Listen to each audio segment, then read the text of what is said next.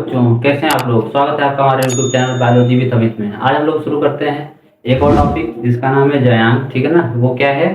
वो पुष्प का मादा जननांग है। ठीक है ना। इसके पहले हम लोग क्या पढ़े थे? पुंकेसर। ठीक है ना। ये सब चल क्या रहा है कि निषेचन पूर्व की घटनाएं चल रही है। निषेचन की पूर्व घटनाएं में पहले हम लोगों ने पुंकेसर देखा, अब लोग जयांग देखेंगे। ठीक है ना। क्योंकि एक ही पुष्प में पुंकेसर और स्त्री केसर दोनों है, इसलिए निषेचन पूर्व हम लोग दोनों देखेंगे, पुंकेसर भी और स्त्री केसर भी। ठीक, तो बात करते हैं जयांग की। जयांग क्या है? पुष्प का मादा जननांग है। ठीक है ना। इसको इंग्लिश बोलते हैं गायनोसियम। ठीक है ना। Female reproductive organ of flower. ठीक है ना। अब बात करते हैं जयांग। तो जयांग की एक यूनिट क्या होती है? वो स्त्री केसर होती है। ठीक है ना। स्त्री केसर का हम लोग दूसरा नाम क्या है? अंडक। क्या है? अंडक। ठीक है ना। अंडक बोलते हैं इसको। ठीक, तो मैंने बताया था स्त्री केसर जब उसने पढ़ाया था पहली वीडियो में। जिसने पहली वीडियो ना देखी वो जाके चैनल पे जाके पहली वीडियो देख सकता है। ठीक है ना। वहां पे पुंकेसर और स्त्रीकेसर दोनों के बारे में बताया गया है। ठीक है ना। एक पुष्प का स्ट्रक्चर बताया गया है। ठीक है ना। क्या होता है उसमें, क्या क्या चीजें होती है, क्या नहीं होती है। तो हम बात करते हैं स्त्रीकेसर में। वहां मैंने बताया था क्या कि स्त्रीकेसर में 3 पार्ट होते हैं, वर्तिकाग्र, वर्तिका और अंडाशय। ठीक है ना। यहाँ पे हम लोग स्त्रीकेसर क्या बोलेंगे? अंडक। अंडक इसका नाम है। ठीक है ना।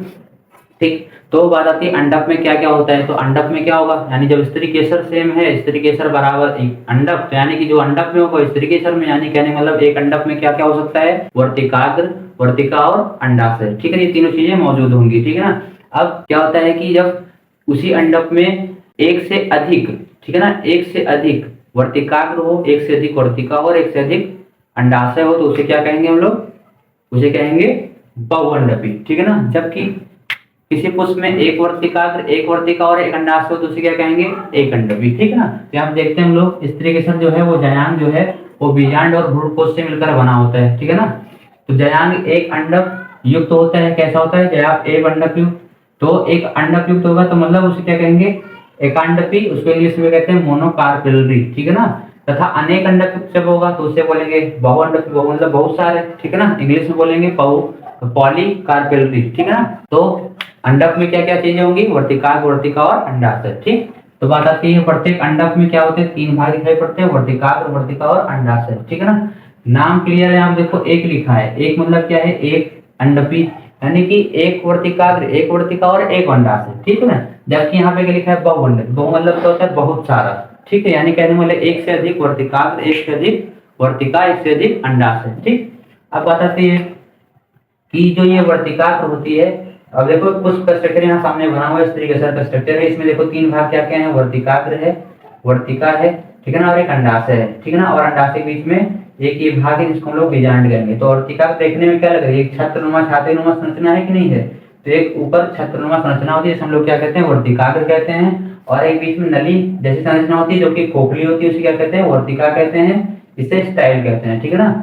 और एक नीचे उसी के जस्ट नीचे एक उभरा हुआ भाग होता है जिसे हम लोग क्या कहते हैं? अंडाशय। और अंडाशय के अंदर छोटी संरचना एक और होती है, इसको हम लोग कहते हैं बीजांड। ठीक, तो यानी कि इसे कहेंगे वर्तिकाग्र, स्टिग्मा, स्टाइल और ओवरी। ठीक, अब यहाँ पे देख लेते हैं कि मध्य में यहाँ पे लिखा हुआ है कि अंडक के शीर्ष पर, शीर्ष ये है सबसे ऊपर, ठीक है ना, पर फूली हुई चौड़ी छत्रनुमा संरचना होती है। कौन सी? वर्तिकाग्र होती है।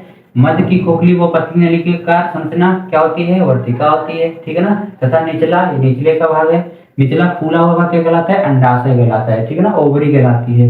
अब यहाँ पे लिखा हुआ है एक बात और, जब किसी किसी पुष्प में क्या होता है कि एक से अधिक अंडक क्या होते हैं? अलग अलग होते हैं। ठीक है ना। क्या होते हैं? अलग अलग होते हैं। और किसी किसी पुष्प में क्या होता है? वो अंडक एक साथ जुड़े हुए होते हैं। ठीक है ना।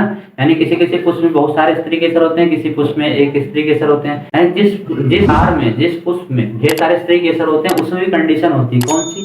कभी कभी स्त्री केसर एक साथ जुड़े होते हैं। ठीक है ना।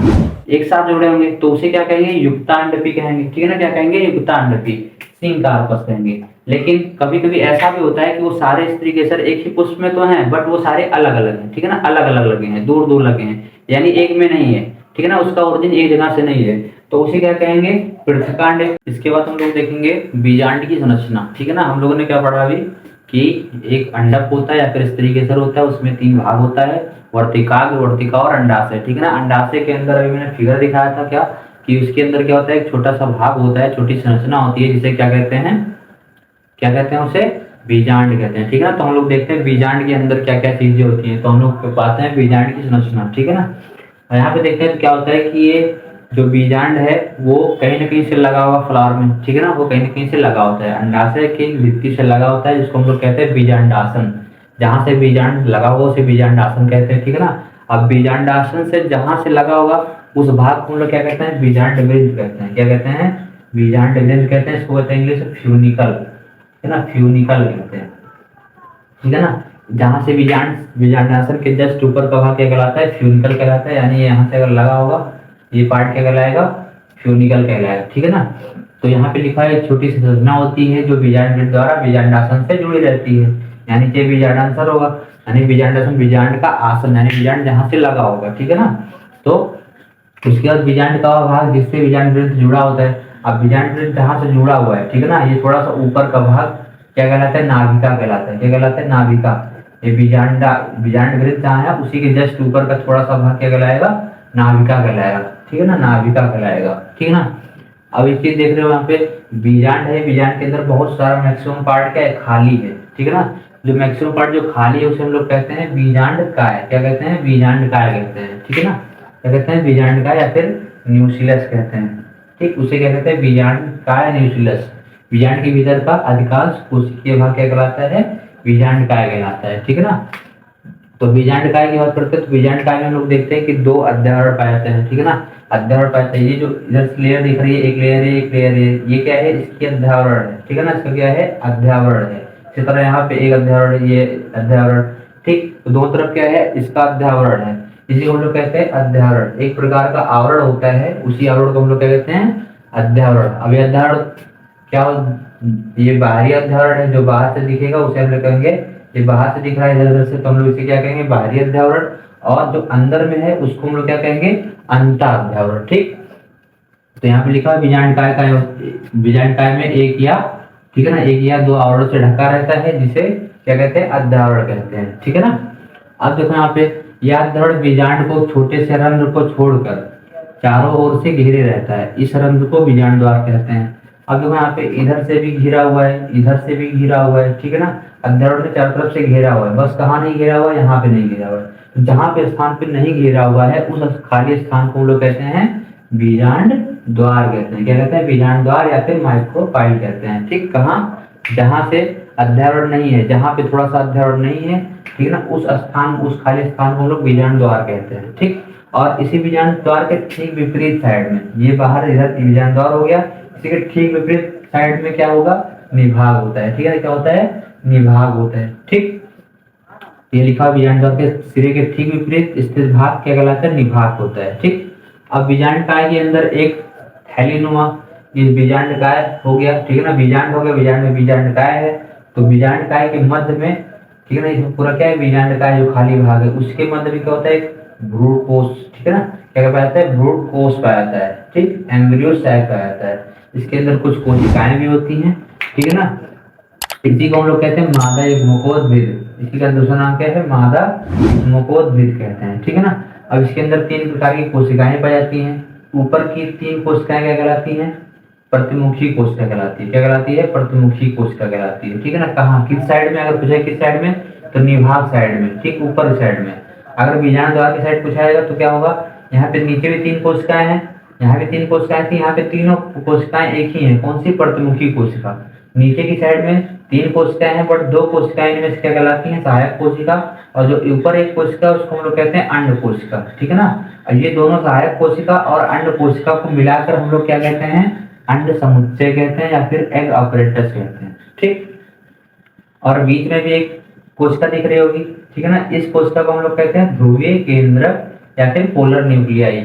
यहाँ टोटल अगर पूछा है कितनी कोशिकाएं हैं तो हम लोग क्या बताएंगे, 1 2 3 4 5 6 7, ठीक है ना। कितनी कोशिकाएं, 7 कोशिकाएं हैं, ठीक है ना। लेकिन अगर न्यूक्लियस पूछा है, न्यूक्लियस पूछा है इसमें, तो इसमें कितने न्यूक्लियस हैं, तो एक कोशिका में 1 2 3 4 5 6 और यहाँ पे 2 न्यूक्लियस हैं, ठीक है ना, 2 न्यूक्लियस हैं। तो हम लोग यहाँ पे कह सकते हैं क्या कि कितने 7 सेल हैं, ठीक है ना, और 8 न्यूक्लियस हैं, ठीक है ना। यानी 7 कोशिका है और 8 केंद्रक हैं, ठीक है ना। तो ये थी बीजांड की संरचना। तो हम लोग देखते हैं बीजांड के प्रकार। अभी हम लोगों ने क्या देखा, बीजांड, ठीक है ना। अब बीजांड के प्रकार देखते हैं तो बीजांड क्या 3 प्रकार का होता है। कितने प्रकार का? 3 प्रकार का। ठीक, कैसा होता है? अगर अध्ययन के बेस पे बात की जाए तो अध्ययन के आधार पर बीजांड जो होते हैं वो 3 प्रकार का होता है। ठीक है ना? कौन कौन सा? एक अध्ययन, ठीक है ना, द्विअध्ययन और अध्ययन विहीन। ठीक है ना? अब देखो यहाँ पे क्या था, मैंने फिगर में दिखाया था, ये जो लेयर है ये क्या होती है? आवरण होती है। इसी को हम लोग कहते हैं अध्यावरण। क्या कहते हैं? अध्यावरण कहते हैं। अब क्या होता है, किसी किसी पुष्प में ये जो लेयर है, केवल एक होती है, डबल नहीं होगी। कितनी होती है? केवल एक होती है, यानी कि एक लेयर ये वाली होगी। ठीक, तो ये अगर एक है तो उसे हम लोग क्या कहेंगे? एक अध्यावरणी कहेंगे। ठीक है ना? इसी तरह अगर 2 लेयर है, 1 और 2, ठीक है, 2 लेयर है तो उसे हम लोग क्या कहेंगे? द्विअध्यावरणी कहेंगे। ठीक है ना? और इसी कभी कभी पुष्प में क्या होता है कि पुष्प में अध्ययन होता ही नहीं है। ठीक है ना? जब अध्ययन नहीं होगा तो हम लोग उसे क्या कहेंगे? अध्यावरण विहीन। ठीक, तो हम लोग देखते हैं क्या कि बीजांड जो होता है वो अध्ययन के आधार पर कितने प्रकार का होता है? 3 प्रकार का होता है। ठीक है ना? कौन कौन सा? एक अध्यावरणी और द्विअध्यावरणी और अध्यावरण विहीन। ठीक है ना? अध्यावरणी को हम लोग बोलते हैं यूनिटैग्मिक, द्विअध्यावरणी को बोलते हैं बाइटैग्मिक और अध्ययन विहीन को बोलते हैं एटैग्मिक। ठीक, मैंने क्या बताया कि एक आवरण जहां पे होगा उसे क्या कहेंगे? एक अध्यावरणी कहेंगे। ठीक है ना? जैसे एग्जांपल में क्या है? सूरजमुखी है और क्या है? गेंदा है। ठीक, द्विअध्यावरणी की बात करते हैं तो यहाँ पे 2 अध्यावरण, नाम से क्लियर, द्विअध्यावरणी। 2 अध्यावरण जहाँ पे बीजांड पाया जाएगा उसे क्या कहेंगे? द्विअध्यावरणी कहेंगे। ठीक है ना? और मैंने बताया कि किसी पुष्प में बहुत सारे पुष्प ऐसे होते हैं जिसमें क्या होता है? अध्ययन होता ही नहीं है तो उसे क्या कहेंगे? उसको बोलते हैं एटैग्मिक। तो कुछ पादपों में बीजांड आवरण रहित होता है, आवरण होता ही नहीं है तो उसे क्या कहेंगे? अध्ययन विहीन पादप कहेंगे। ठीक है ना? इसमें एग्जाम्पल क्या है? लॉरेंथस और चंदन। ठीक है ना? द्विअध्यावरणी में एग्जाम्पल आता है अधिकतर पुष्पीय पादप, यानी कि हम जितने पुष्प हम लोग नेचर में देखते हैं मैक्सिमम पुष्प जो होते हैं इसके अंतर्गत आएंगे, द्विअध्यावरणी के अंतर्गत। ठीक है ना?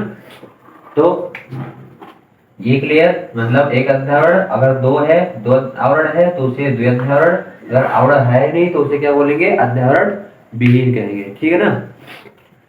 तो आशा करते हैं कि वीडियो समझ में आई होगी आप लोग को। अगर वीडियो समझ में आ रही है तो चैनल को लाइक करें, शेयर करें और सब्सक्राइब करें। ठीक है ना? मिलते हैं नेक्स्ट वीडियो में।